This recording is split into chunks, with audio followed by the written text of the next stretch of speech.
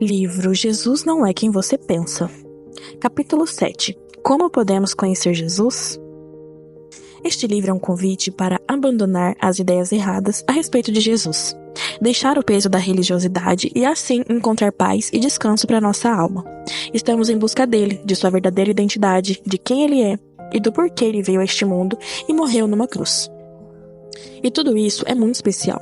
No preparo dos sermões que deram origem a este livro, eu mesmo fui impactado pela face de Deus, como mencionei lá na introdução.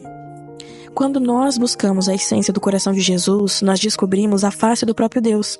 Não apenas nos deparamos com o Criador, mas também descobrimos que somos e para que fomos criados.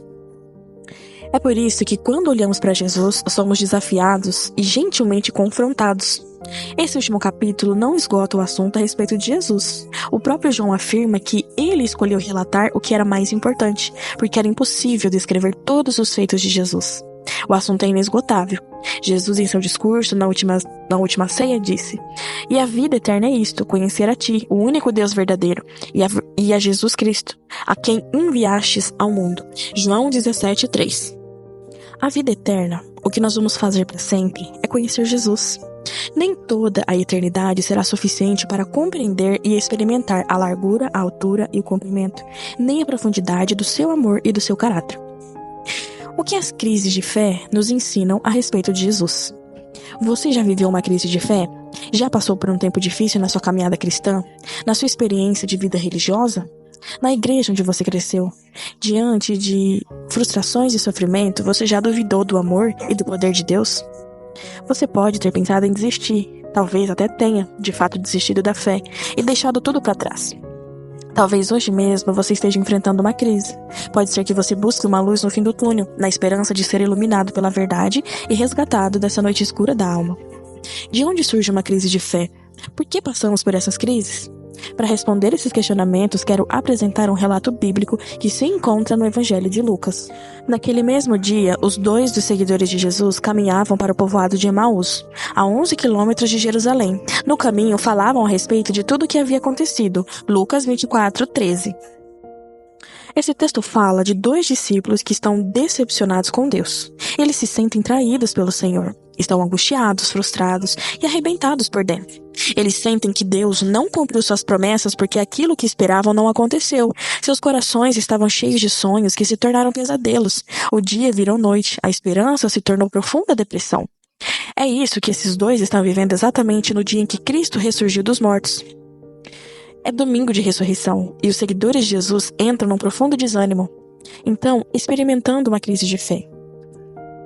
Mas por que, justamente nesse dia, os 2 discípulos estão em crise? Não parece ser o dia errado. Eles estão em crise porque têm uma falsa ideia a respeito de quem Jesus é. As crises de fé são causadas por uma concepção ou uma expectativa errada sobre Deus. Se você viveu ou está vivendo uma crise de fé, não tenho dúvida de que o seu problema não é com Deus, mas com a ideia do que você construiu acerca dele.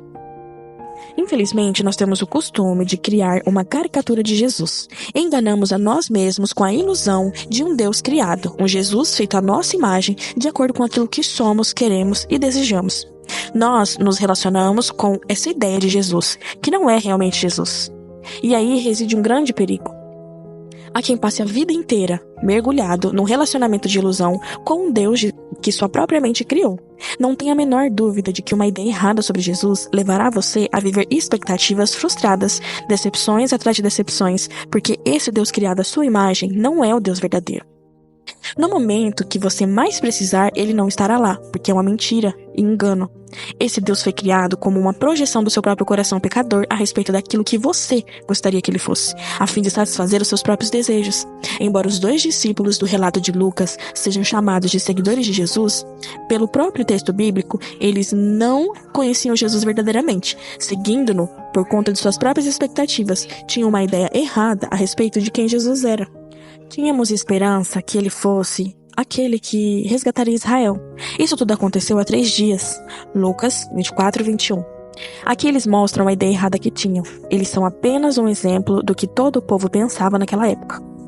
Para todos eles, o Cristo viria como Moisés. Seria um grande profeta que libertaria os judeus do jugo de Roma. Sobre Roma, Israel vivia uma situação semelhante àquela experimentada no Egito, pois o povo estava sob profunda miséria e submetido a todo tipo de injustiça. Diante disso, eles esperavam que surgisse um grande libertador que acabasse com o domínio romano. Um líder político que mudasse as circunstâncias, projetando Israel acima de todas as nações. Essa era a lente através da qual eles olhavam para Jesus e demonstravam isso ao dizer: tínhamos esperança. Eles criaram expectativa de que o Messias realizaria o grande sonho que tinham. A multidão que gritou o nome de Jesus, declarando louvores triunfais, quando ele entrou em Jerusalém montado no jumentinho, é a mesma que uma semana depois grita o nome de Barrabás quando Pilatos dá ao povo a oportunidade de escolher quem queriam que fosse liberto no Monte da Cruz. Eles mudaram de lado. Por quê? Porque Jesus os decepcionou. Jesus não correspondeu às suas expectativas. Barrabás era mais parecido com a ideia que eles tinham de Messias do que Jesus. Barrabás era um líder revolucionário, alguém que quis enfrentar Roma com o uso de força. Ele liderou uma revolução, colocou a mão na espada, matou soldados do exército romano e por isso foi preso como rebelde revolucionário. Era isso que Israel queria. Jesus parecia fraco aos olhos deles, pois desejavam alguém que falasse de empoderamento, não de esvaziamento. Queriam um leão da tribo de Judá e não um cordeiro que tirasse o pecado do mundo. Jesus não correspondeu às suas expectativas e então foi rejeitado e entregue a uma morte humilhante. Em João 6, o apóstolo relata um fato que expressa o mesmo interesse distorcido da multidão pelo Cristo. Depois da multiplicação dos peixes, o povo fica muito animado e vai atrás de Jesus, até o outro lado do Mar da Galileia. Ali o questionam a respeito de quando ele os libertaria do Império Romano. E Jesus respondeu algo como: você tem uma ideia errada de quem eu sou. Eu não sou essa projeção de que vocês fizeram. Eu sou o pão da vida, o próprio Deus que veio ao mundo. A multidão o via como o realizador dos sonhos, um meio para aquilo que ela desejava. Nós também agimos assim hoje. Muitas vezes nós mantemos uma relação de interesse com Deus. Criamos uma divindade que existe para nos satisfazer, para realizar nossos sonhos, para nos fazer felizes. Esse Deus é apenas um meio para nossa alegria, para nossa satisfação, para nossa felicidade, para fazer tudo o que queremos. E quando esse falso Deus não satisfaz os desejos do nosso coração, ficamos frustrados, decepcionados e nos sentimos traídos. Já pensou nisso? Os 2 discípulos a caminho de Emaús estavam se sentindo exatamente assim, porque construíram uma ideia errada, conceberam em sua mente um Deus que viria ao mundo apenas para fazer o que eles queriam, um realizador de sonhos, e Jesus se opõe a isso. Jesus mostra que ele é muito maior do que qualquer concepção humana e que sua obra vai muito além das expectativas deles. Os perigos de uma ideia errada sobre Jesus. Existem 3 perigos de se ter uma ideia errada a respeito dele, que o relato dos 2 discípulos a caminho de Emaús nos ajuda a entender. O primeiro perigo é uma ideia errada que conduz a uma direção errada. Lucas 24:13 diz: naquele mesmo dia, os 2 dos seus seguidores caminhavam para o povoado de Emaús, a 11 quilômetros de Jerusalém. O texto bíblico aqui relata esse episódio e começa com a seguinte frase: naquele mesmo dia. Que dia? O domingo da ressurreição. No mesmo dia que Jesus estava saindo da tumba, os 2 discípulos estavam saindo de Jerusalém, deixando tudo para trás. Eles não sabiam da ressurreição, só sabiam da morte. Estavam desatualizados e por causa disso estavam frustrados. Deixavam para trás seu sonho, sua fé e voltavam para a vida vazia e ordinária no povoado de Emaús. Jerusalém, a cidade que deixavam para trás no mesmo dia, é o centro do universo, o centro do plano de Deus. Jesus Cristo deixou a tumba vazia, ressurgiu dos mortos, venceu a morte, mas esses 2 não sabiam disso porque estavam caminhando para longe do palco da redenção, o maior momento de toda a história. Qual homem ou mulher não gostaria de ter estado lá? Mas eles estavam distantes porque tinham uma ideia distorcida. A fé no Jesus errado levará você a uma direção errada, a decisões erradas, a uma vida que não é a vida que Deus veio para te oferecer. Se quisermos viver a boa, perfeita e agradável vontade de Deus, nós precisamos renovar a nossa mente. Os 2 discípulos estavam conformados com uma falsa ideia e por causa disso não desfrutaram da vida, mas da morte, da tristeza e do desânimo. Eles não entenderam que estavam andando para longe da verdade. Talvez seja esse o motivo pelo qual você se sente distante, pelo qual você esteja onde está. Não é porque Deus o tenha deixado aí, mas porque você caminhou na direção contrária, crendo numa ideia errada a respeito dele. Talvez sua angústia, sua decepção e sua dor não tenha nada a ver com Deus, mas com a sua ideia errada a respeito dele. Estar num relacionamento crescente com Jesus é o oposto disso, pois ele nos oferece uma vida plena. Há uma vida abundante em Jesus, mas no verdadeiro Jesus. O segundo perigo é uma ideia errada sobre Jesus que nos impede de reconhecê-lo. Lucas 24:15 diz: Enquanto conversaram e discutiam, o próprio Jesus se aproximou e começou a andar com eles. Os olhos deles, porém, estavam como que impedidos de reconhecê-lo. Enquanto os 2 discípulos caminhavam para longe de Jerusalém, Jesus foi ao encontro deles no tempo de crise e decepção. Ele está exatamente ali, o que é incrível. Jesus conhece a nossa dor e os nossos sentimentos. Sabe o que estamos vivendo e vem nos visitar nesses momentos. Ele se coloca ao nosso lado porque entende o que é sofrer. Ele se fez carne e conheceu toda a forma de angústia humana. A dor da rejeição, do abandono, do abuso, da morte. Não importa o que você tenha passado em sua vida, Jesus entende. A Bíblia nos conta que ele também passou pelas mesmas dores que enfrentamos. É por isso que ele se importa e se identifica com a nossa dor. É por isso que ele vem ao nosso encontro. E não quer que ninguém jamais passe por tudo sozinho. Ele nos mostra como sua dor redimiu a nossa, como suas feridas sararam as nossas, e como aquilo que ele sofreu vem trazer novo significado para a nossa vida. Jesus veio ao nosso encontro em nosso sofrimento. Ele veio ao encontro do sofrimento daqueles 2 discípulos, mas os olhos deles estavam impedidos de reconhecê-lo. Não perceberam que era o Senhor do Universo caminhando ao seu lado. Mas por quê? Porque tinham uma ideia errada de Jesus. Não conseguiam enxergar, assim como nós muitas vezes não enxergamos em nossa vida. Colocamos as lentes escuras de interpretação incorreta a respeito de Deus e isso nos impede de perceber e experimentar a sua presença. Jesus nunca nos abandona. Somos nós quem abandonamos. Somos nós que não percebemos porque estamos ocupados demais, distraídos demais, mergulhados em nossa compreensão falha, que nos impede de enxergar o verdadeiro Jesus que vive conosco todos os dias. O terceiro perigo é uma ideia errada que produz desânimo e decepção. Lucas 24:17 vai dizer que Jesus lhes perguntou: sobre o que vocês tanto debatem enquanto caminham? Eles pararam com o rosto entristecido. Jesus aqui percebe que eles estão tristes e abatidos e vem para lhes contar uma novidade que podem trazer talvez um novo ânimo ao coração deles. Diante da evidente decepção em seus rostos, Jesus pergunta sobre o que eles estão discutindo.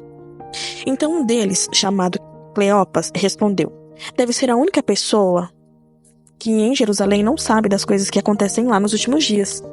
Que coisa? Jesus perguntou. As coisas que acontecem com Jesus de Nazaré, responderam eles. Ele era um profeta de palavras e ações poderosas aos olhos de Deus de todo o povo também. Lucas 24:18. Eles responderam à pergunta de Jesus de forma irônica. Como assim que aconteceu? Você é um alienado? A única pessoa em Jerusalém que não sabe das coisas? Eles demonstraram até mesmo certa irritação na forma de responder porque pessoas feridas ferem. Quando alguém ferir você, tenha certeza de que ali tem uma pessoa ferida. Aqueles discípulos estavam feridos e por isso responderam bruscamente. Jesus diz então: que coisa? Quais são as últimas novidades? Gentilmente irônico, Jesus pede para que o atualizem a respeito das últimas fofocas. E os 2 começam a descrever. Havia um homem conhecido como Jesus de Nazaré. Ele era um mestre, mas também um profeta poderoso. Realizou milagres, multiplicou pães, expulsou os demônios, curou doentes. Não tínhamos dúvidas de que ele era o Messias esperado. E ficamos empolgados. Finalmente tinha chegado a hora. Tínhamos a certeza de que, a qualquer momento, ele se ergueria em seu trono. Ele foi caminhando da Galiléia em direção a Jerusalém. Em uma caravana de esperança se reuniu ao seu redor.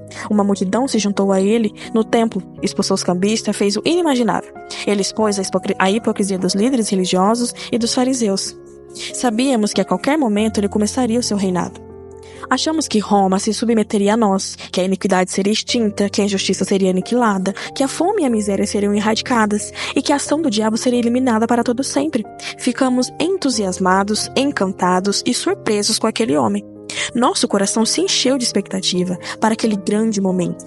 Mas de repente, ao invés de ele se erguer do trono, ele se ergueu numa cruz. Ele foi crucificado ao lado de 2 criminosos, pendurado, pregado, abandonado, coroado com espinhos e com ironia sangrando até morrer. E foi ali que os sonhos foram por água abaixo. O dia se tornou noite, o céu azul ficou cinzento, o sonho virou pesadelo, a esperança se tornou profunda depressão.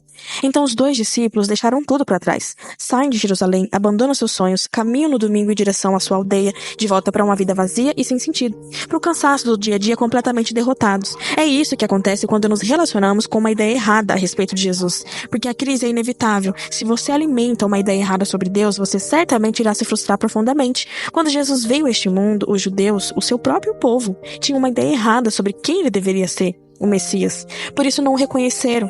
Eles não foram capazes de perceber que antes de entrar em sua glória e ser o leão da tribo de Judá, Jesus precisaria vir como Cordeiro de Deus e tirar o pecado do mundo. Tudo o que os 2 discípulos relataram a respeito de suas frustrações, Jesus lhes respondeu. Como vocês são tolos! Como custam a entender que os profetas registraram nas Escrituras? Não percebem que era necessário que o Cristo fosse essas coisas antes de ser entregue à sua glória? Lucas 24, 25 está relatado isso. Jesus quis revelar para eles, corrigindo a ideia errada que eles tinham, para que assim ele pudesse apresentar a sua real identidade. 3 maneiras pelas quais podemos conhecer Jesus. Talvez, diante de tudo que você leu até aqui, você esteja se perguntando quem é o verdadeiro Jesus e queira conhecê-lo.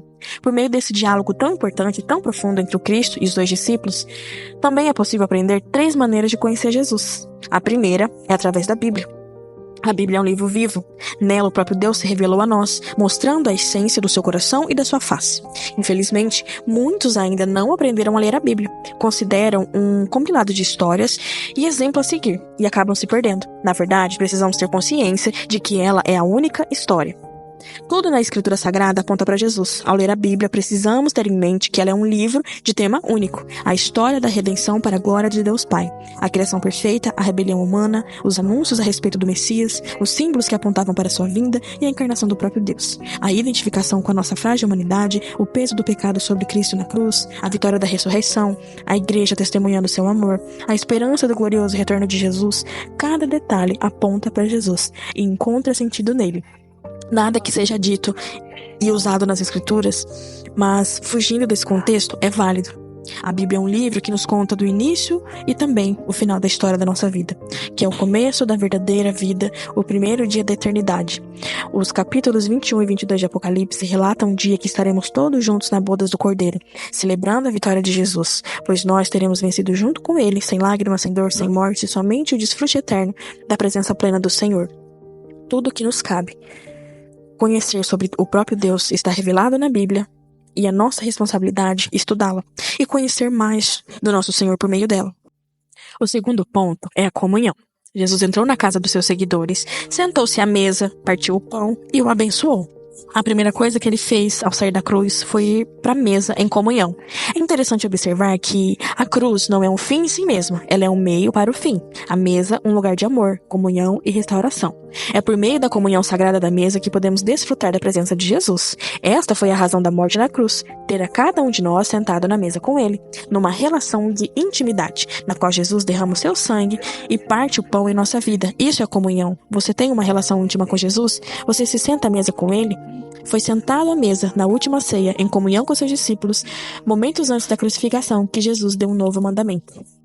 Assim como ele se partiu por nós, somos chamados a nos partir uns aos outros. E assim como ele nos amou, somos chamados a amar uns aos outros. Jesus promove em nós a unidade e não a individualidade. O cristão foi chamado para viver em comunidade. Não dá para se comprometer com Cristo sem se comprometer com o corpo de Cristo. Você está preparado para viver esta realidade? João 13:34 diz: Por isso, agora lhes dou um novo mandamento. Ame uns aos outros, assim como eu os amei. Vocês devem amar uns aos outros. Seu amor uns pelos outros provará ao mundo que são os meus discípulos. Foi também à mesa, quando Jesus partiu o pão, que os olhos dos 2 discípulos se abriram. Reconheceram, enfim, o Messias à sua frente. No Éden, os olhos de Adão e Eva se abriram para o mal e agora, depois da ressurreição de Cristo, os olhos passaram a enxergar a verdade, e não mais o pecado e a morte. A mensagem que Jesus transmitiu nesse momento àqueles homens foi que eles estavam desatualizados. Eles perderam as últimas notícias, estavam vivendo uma notícia falsa de jornal velho amarelado. O jornal deles era de sexta-feira, mas naquele domingo cedinho havia saído o jornal novo em folha que anunciava gloriamente que a tumba estava vazia. Cristo havia vencido a morte, saiu vitorioso e nada mais poderia separá-los. Eles estariam juntos para sempre. Assim seus olhos foram abertos para a verdade. Essas boas notícias são as mesmas que Jesus nos entrega hoje. A última notícia não são de morte, nunca mais elas serão de morte, mas sim de ressurreição, vida, perdão e amor. Talvez você esteja como os discípulos, vivendo de jornal velho. Talvez você tenha recebido notícia desatualizada que arruinaram seu coração e derrubaram sua fé. Jesus está anunciando hoje que essas não são as últimas notícias, pois ele venceu e nós venceremos com ele. Não leia mais esse jornal velho, deixe Cristo trazer as últimas notícias para a sua vida. Não há mais espaço para o desânimo. Agora podemos caminhar com Cristo que venceu. A esperança viva. O terceiro passo é o testemunho. Quando provamos do amor de Cristo, nos tornamos instrumentos desse mesmo amor. Os discípulos retornaram para Jerusalém assim que reconheceram Jesus e se tornaram testemunhas de sua ressurreição e do seu amor derramado sobre a vida de todos. Entenderam que não deveriam mais viver por si mesmos, mas por aquele que morreu por eles e ressuscitou. A notícia da ressurreição nos oferece esperança, amor, perdão. Ela nos impulsiona a viver o amor de Cristo, amando todos sem restrições, fazendo parte do seu reino de justiça, abrindo nosso coração para que ele se assente no trono da nossa vida e seja o dono, o nosso Deus, o nosso Redentor, Salvador e Senhor. Quando cremos na ressurreição, não há mais espaço para o pessimismo, o medo, pois crer é compreender que o Criador do Universo habita em nós, enche-nos de vida e abre os nossos olhos para a verdade. Quem tem uma visão plena de Deus vive com medo. Quem tem uma visão pequena de Deus vive com medo. E quando há medo de Deus, é porque uma ideia errada sobre ele está enraizada no seu coração. Um entendimento correto sobre Deus nos dá uma segurança de que Jesus aniquilou o pecado e o extinguiu a morte e a condenação. Somos mais pecadores do que podemos compreender. Contudo, somos mais amados por Deus do que jamais conseguimos imaginar. Não importa o que aconteça, nossa esperança está em Cristo, que governa sentado no trono do universo, e nossas vidas estão sob o controle de suas mãos. São imperfeitos, somos imperfeitos, mas o amor perfeito de Deus pode transformar a nossa vida. O amor do Criador é um grande privilégio, mas também uma enorme responsabilidade. Por isso, ao nos sentarmos à mesa, precisamos ter consciência de que assim como Cristo nos amou, somos chamados para amar os outros, e assim como Ele se partiu por nós, devemos nos partir pelos outros, permitir-se a uma exigência impecável de amor. Bíblia, comunhão e testemunho. 3 passos de Deus para nos envolvermos no relacionamento real com Ele, conhecendo Ele verdadeiramente. E o seu convite permanece inabalável a todo a que Ele se rende. Perguntas para refletir. O que você aprendeu sobre Jesus que mais te impactou? Qual das 3 maneiras de crescer no relacionamento com Jesus você tem mais dificuldade de praticar hoje? Como o Evangelho lhe oferece esperança para perseverar nos dias difíceis? Conclusão. Ter uma visão distorcida de Jesus não é algo exclusivo dos tempos atuais. Mesmo daqueles que estiveram em sua presença, convivendo com o próprio Deus encarnado, muitas vezes não foram capazes de compreender sua verdadeira natureza. Estavam tão próximos, mas ao mesmo tempo tão distantes da verdade. O próprio Jesus chega a questionar os seus discípulos: quem as pessoas dizem que o Filho do Homem é? Mateus 13:16. A resposta apresentou várias versões, refletindo as diferentes interpretações das pessoas, assim como ocorre nos dias de hoje, porque cada indivíduo enxergava Jesus de acordo com as suas próprias expectativas e influências. Eles responderam: alguns pensam que é João Batista, outros acham que é Elias, há quem pense que é Jeremias ou algum dos profetas. Mateus 16:14. Jesus sabia que as pessoas estavam perdidas em suas interpretações sobre ele. Elas ouviram, por parte dos religiosos, a respeito de um Messias, um resgatador, um profeta, como Moisés, que viria para salvar o povo de Deus. Havia profecias no Antigo Testamento sobre o Messias poderoso como um leão e sobre um cordeiro que daria sua vida pelo pecado do mundo. No entanto, muitos não foram capazes de contemplar o cumprimento dessas profecias em Jesus. Iludidos por suas ideias grandiosas sobre o Salvador, não puderam reconhecer o rei revestido de humildade que estava diante deles. Não entenderam que o reino dos céus deveria ser inaugurado em seus corações e não num cenário político. O Messias veio para libertar a alma deles, que é eterna, da escravidão e não dos sofrimentos passageiros dessa vida terrena. Diante das respostas dos discípulos, Jesus os questiona novamente de forma mais específica. Ele disse: e vocês? Quem acham que eu sou? Ele já sabia a resposta, mas a pergunta era mais para ensinar do que para revelar algo a Jesus. Pedro, instantaneamente, respondeu: tu és o Cristo, o Messias, o Filho do Deus vivo. Pedro ainda teria uma longa jornada de transformação e de amadurecimento, mas naquele momento ele declarou uma verdade que não estava tão óbvia aos olhos de todos. Jesus era o Deus que se fez carne e estava entre eles. Jesus é Deus, o próprio Deus assumiu forma humana para vir a este mundo e nos dar a vida, compartilhar conosco a sua própria vida, a vida divina. Mas, por causa do pecado, porque nós rebelamos contra o Criador, a vida só nos pode ser concedida por meio da morte. A morte do Cordeiro de Deus. Ele morreu por nós quando ainda éramos pecadores para nos libertar de uma vez por todas da escravidão e da morte em nós. Libertar de uma vez por todas da escravidão, essa é a prova do seu amor incondicional. Não merecemos, mas ele nos amou. O justo juiz não nos condenou, mas nos acolheu com compaixão. O Salvador do mundo nos resgatou do poder do pecado e nos vestiu com sua justiça. Mas que amor é esse? Olhando para trás, contemplamos a promessa cumprida em Cristo. Ele veio como cordeiro e venceu o pecado. Agora, com esse entendimento, podemos olhar para frente com grande expectativa, aguardando o cumprimento da promessa do leão de Judá, que voltará vitorioso para nos buscar. Apocalipse 5 diz: Não chore, veja, o leão da tribo de Judá, o herdeiro do trono de Davi, conquistou a vitória. A pergunta mais importante de nossa vida é: quem é esse Jesus? Poderíamos respondê-la corretamente apenas se conhecermos o verdadeiro Jesus revelado na Bíblia e se tivermos um relacionamento crescente com ele. Quando essa resposta estiver bem fundamentada no nosso coração, ela fará toda a diferença na nossa jornada, trazendo significado, propósito e descanso para nossa alma. Agradecemos a Deus por Jesus Cristo, o leão da tribo de Judá, que venceu e nos tornará vitorioso com ele.